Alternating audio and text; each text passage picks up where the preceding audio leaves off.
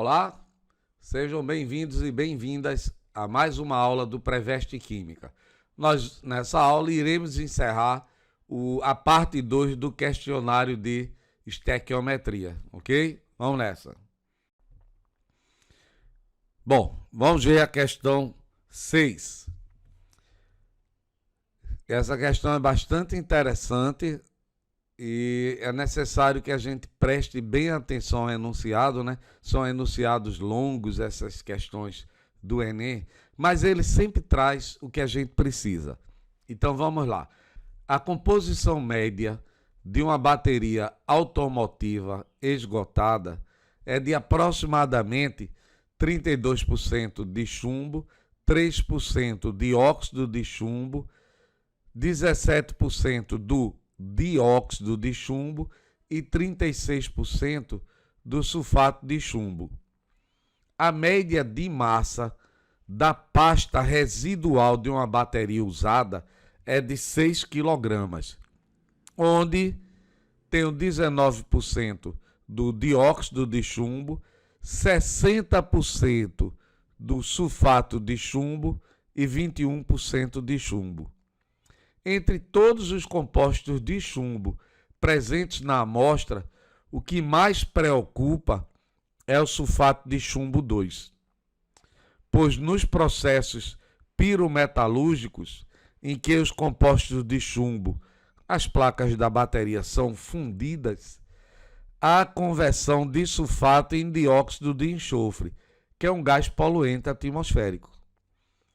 Para reduzir o problema das emissões de SO2, a indústria pode utilizar uma planta mista, ou seja, utilizar o processo hidrometalúrgico para dessulfuração antes da fusão do composto de chumbo, quer dizer, tira o enxofre antes de fundir o composto. Nesse caso, a redução do sulfato presente no sulfato de chumbo é feita via lixiviação com a solução de carbonato molar, em que se obtém o carbonato de chumbo. Não sei se você está prestando atenção. O sulfato de chumbo, o aquecimento dele vai dar origem ao SO2, que é poluente. Para diminuir esse problema, se faz a reação com o carbonato, porque produz o carbonato de chumbo que não vai liberar o SO2. E essa reação tem um rendimento de 91%. Após esse processo, o material segue para a fundição para obter o chumbo metálico. Então a ideia é essa, é converter o sulfato de chumbo em carbonato de chumbo para evitar que durante o aquecimento se libere na atmosfera o SO2. A reação, o sulfato de chumbo mais o carbonato de sódio produz o carbonato de chumbo. Nessas condições do processo, para obtenção de carbonato de chumbo por meio de lixiviação do carbonato de sódio e considerando uma massa de pasta residual de uma bateria de 6 kg, qual a quantidade aproximada em quilogramas de carbonato de chumbo é apropriada. Ou seja, se a gente pegar uma massa de 6 kg, aquela pasta que tem o sulfato de chumbo, se a gente fizer um tratamento para obter carbonato, qual vai ser a massa do carbonato de chumbo produzida? Veja. A massa da bateria, da pasta, 6 kg. Nessa pasta, 60% dela é sulfato de chumbo. Ou seja, a massa de sulfato de chumbo presente nesse resíduo aqui é de 3,6 kg. Então o enunciado ele traz uma complexidade, mas no final ele se resume a isso.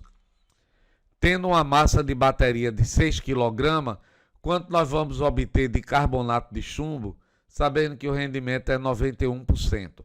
Então, a primeira informação, nessa massa da bateria, quanto é que é só do sulfato de chumbo? É 60%. 60% de 6 kg, eu multiplico por 0,6, dá 3,6 kg. Ora, pela reação, 1 mol de sulfato de chumbo está para 1 mol de carbonato de chumbo. Substituindo os valores dos átomos, nós temos 303 gramas e 267 gramas. 3,6 está para 3,17. Na verdade, aqui é quilograma. Saiu grama, mas é quilograma. O rendimento é de 91%. Esse rendimento aqui, 3,17 quilogramas, é se fosse 100%. Como é 91%, basta multiplicar por 0,91, que dá 2,9 kg. Então, essa é a produção que nós vamos ter do carbonato de chumbo. Questão 7. As mobilizações para promover um planeta melhor para as futuras gerações são cada vez mais frequentes. A maior parte dos meios de transporte de massa é atualmente movida à queima de combustível fóssil, o que vem do petróleo. A título de exemplificação do ônus causado por essa prática, basta saber que um carro produz em média cerca de 200 gramas de CO2, dióxido de carbono, por quilômetro percorrido. É uma informação. Vamos aqui agora ao que nós realmente vamos querer calcular. Um dos principais constituintes da gasolina é o octano. Por meio da combustão do octano, é possível a liberação de energia, permitindo que o carro se movimente. A equação que representa esta reação química demonstra que... Vamos fazer essa reação química? Gente, é a queima do octano, é uma reação de combustão. Combustão é a reação, é a queima do octano com oxigênio. E todo hidrocarboneto, quando ele é queimado, todo carbono, queimar é reagir com oxigênio. O carbono se combina com o oxigênio, forma CO2, o hidrogênio reage com o oxigênio, formando a água. Então, eu tenho essa reação. Para balancear o oxigênio, eu tenho aqui no lado dos produtos 8 vezes 2, 16, com mais 9, 25. Por isso que nós colocamos aqui 25 meios, que se multiplicar aqui 25 vezes 2 dá 50, dividido por 2, 25. Esta é a reação. Vamos ver o que diz o enunciado.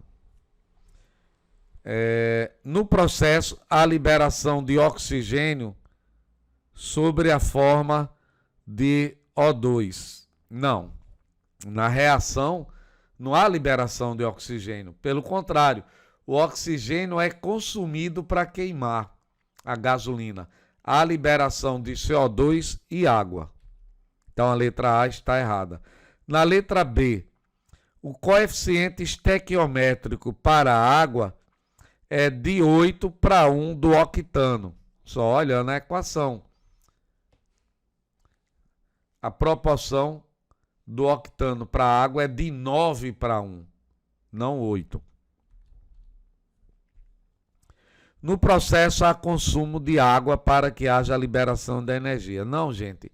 A queima produz CO2 e água. A água está sendo produzida.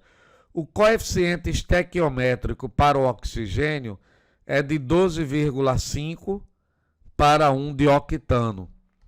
Ora, 1 de octano está para 25 meios. 25 meios, 25 sobre 2 é 2,5. Então, essa é a proporção. 12,5 de oxigênio para cada 1 de octano, o que faz com que a letra C seja verdadeira. Uma questão simples era escrever a reação de combustão do octano. Ok? Questão 8. Para se obter 1,6 kg do dióxido de urânio puro, que é a matéria-prima para a produção do combustível nuclear, é necessário extrair-se e tratar-se 1 tonelada de minério. Qual é o rendimento da reação? Então veja só, a gente extrai 1 tonelada de minério de urânio e isso produz apenas 1 kg do dióxido de urânio puro, que é ele que vai ser utilizado nas usinas nucleares. Então, se parte de 1 tonelada e só obtém 1,5 kg, qual é o rendimento dessa reação? Então, não esquecer, 1 tonelada corresponde a 1.000 kg. Então, se 1.000 kg do minério só produz 1,5 kg, para achar o rendimento em porcentagem, eu tenho que saber quanto é produzido em 100 kg. Em 100 kg será produzido X, que é 0,15%. Então, é apenas um rendimento de 0,15%, que corresponde à letra B. Texto para a próxima questão. Então, isso aqui é só um texto para orientar a gente na resolução da próxima questão. Na investigação forense, utiliza-se o luminol, que é uma substância que reage com o ferro que está presente na hemoglobina, produzindo luz que permite visualizar locais contaminados com pequenas quantidades de sangue, mesmo que a superfície tenha sido lavada. Você passa o luminol e com a luz ultravioleta vai aparecer manchas onde tinha sangue. É proposto que na reação do luminol 1 em meio alcalino na presença de água oxigenada, que é o peróxido de hidrogênio, e de um metal de transição, forma-se o composto 3, que sofre uma relaxação, dando origem ao produto 4, com liberação de energia e gás nitrogênio. Esse é um texto, e vamos ver se desse texto, o que é a questão 9, se a gente precisa tirar alguma informação daqui. Dados peso molecular do luminol e do 3-aminofitalato. Gente, a reação é essa. O luminol com o peróxido de hidrogênio forma esse composto 3, que se decompõe no composto 4, liberando energia e nitrogênio. Então vamos ver a pergunta. Na análise de uma amostra biológica para análise forense, utilizou-se 54 gramas de luminol e peróxido de hidrogênio em excesso. Eu já comentei, sempre que numa reação um dos reagentes está em excesso, é para garantir que o outro reagente seja totalmente consumido. Então, como nós usamos 54 gramas de luminol e peróxido de hidrogênio em excesso, então isso é para dizer que realmente todo o luminol foi consumido. Essa reação tem apenas um rendimento de 70%. Sendo assim, qual é a quantidade do produto 4 que foi produzido nessa reação? Gente, o produto 4, na verdade, ele se forma a partir do produto 3. Se a gente acha a quantidade do produto 3, eu tenho a mesma quantidade do produto 4, que ele se transforma nesse. Pelos dados da questão, 1 mol do luminol, 177, está para 1 mol desse produto 3, que é o aminofitalato, que é 164. 54 gramas do luminol irá produzir 50,3 gramas do aminofitalato. Porém, a questão diz que o rendimento é de 70%. Ou seja, na verdade, eu só vou obter 50% dessa massa aqui, que é 35,02 gramas. 35 gramas, que é a letra D. Então, apesar daquele texto enorme, a gente foi só para situar o que é que acontece. Para efeito de dados, tudo estava realmente só no enunciado da questão 9. E para a gente finalizar o questionário de estequiometria, vamos ver essa última questão.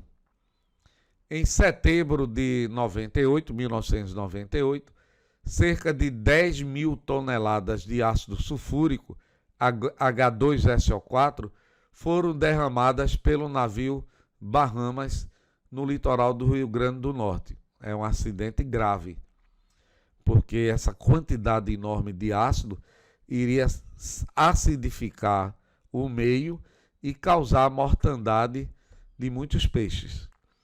Para minimizar o impacto ambiental de um desastre desse tipo, é necessário que a gente neutralize o ácido que foi derramado. Para isso, pode-se utilizar como exemplo o calcário. E essa região do Rio Grande do Norte é rica em carbonato de cálcio. Então, para a gente neutralizar o ácido, vamos adicionar calcário. A reação envolvida na neutralização é essa, ó. O ácido sulfúrico mais o carbonato de cálcio produz o sulfato de cálcio, água e gás carbônico. E uma coisa, né, que já está vista aqui na equação é a proporção. 1 mol de ácido sulfúrico está para 1 mol de carbonato. Ou seja, se eu quero neutralizar 10 toneladas do ácido, eu vou ter que adicionar 10 toneladas do calcário. Está bem direto essa informação. Pode-se avaliar o esforço de mobilização que deveria ser empreendido para a gente enfrentar esse problema ecológico, né? Estimando a quantidade de caminhões necessária para carregar o material neutralizante para transportar certo calcário que tem 80% de pureza. Ou seja, sabendo que cada caminhão comporta uma carga de 30 toneladas, quantos caminhões seriam aproximadamente necessários para a gente transportar essas 10 mil toneladas? Aliás, uma tonelada de ácido sulfúrico requer 1 tonelada de carbonato para neutralizar. Ora, foi derramado 10 mil toneladas de ácido. Então, precisaremos de 10 mil toneladas de carbonato de cálcio. Mas o carbonato de cálcio não é 100% puro, é apenas 80%. Então, qual é a massa total de carbonato que eu vou precisar para neutralizar as 10 mil toneladas do ácido sulfúrico? E tendo essa informação, e sabendo que cada caminhão comporta até 30 toneladas, quantos caminhões serão necessários? Veja, eu preciso de 10 mil toneladas de ácido sulfúrico e 10 mil toneladas de carbonato, que é apenas 80% puro.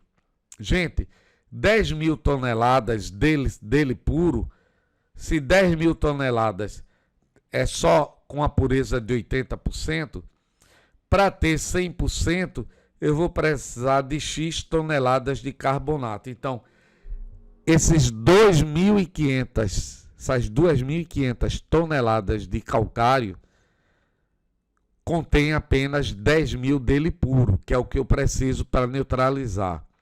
Então, quantos caminhões a gente precisa para neutralizar ou para carregar essas 12.500 toneladas? Basta dividir por 30, que é a capacidade de cada caminhão. 417 é aproximadamente 400 caminhões, a letra D.